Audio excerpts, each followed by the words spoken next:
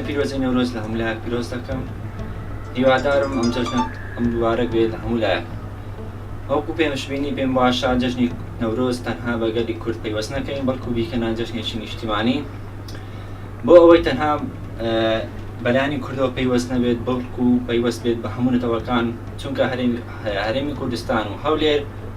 وەکو شوێنێکی گەشتیاری ناسراوە تەنها گەشتیارەکان باسوود ببینین لە هەموو وارەکان بۆ ئەوەی وەکو جژنێکی نەتەوەی نیشتیمانی تەنها سەیر نەکرێت بەڵکو جژنێکی نیشتیمانی سەیر بکرێت. جژنی نەورۆز لە خۆم و خانەوادەکە و لەگەلی کورد پیرۆز دەکەم.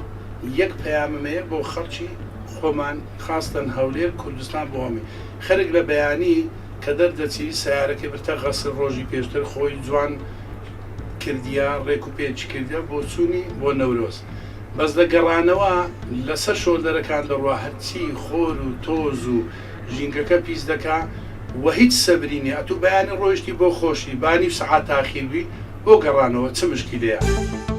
ئینشاءڵڵا جژنە بیتە ئەگەر و هەمی کورد ببنە ئێک و بیتە ئەگەر و قەیرانە دۆرەی دومایی بێتن و هیوی دارین هەمی خەڵکی کوردستانی هەمی ژینگە خۆ بپارێزن چیگە ژینگە ماڵامەیە و هەر ئەم دێت چینەڤان جیهان و هەر ماڵامەیە ئەم حەزکەن ژینگەی بۆش بپارێزن و ئەم سڵاو و ڕێسمانە ماڵباتن شەهیدان. نەورۆز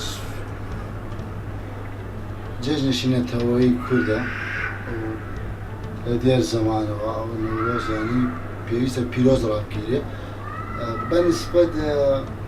پاک و خاوێنیش پاراستنی ژینگە لەسەری هەموو شتێکەیە بەڕێی من هەر کەسێک پاک و خاوێنی ژینگە ڕانەگرێت لە ماڵەکەی خۆشیوانێ وەکو بابرین تۆ دەڕۆیە دەرەوە پێویستە پێشڕۆی بڕۆی علاقەی لێ خۆبەری ئەو خاشا کوشتی کە پاش مای خۆ دەبیکەنە علاقەی چاکترە بەڕێی من.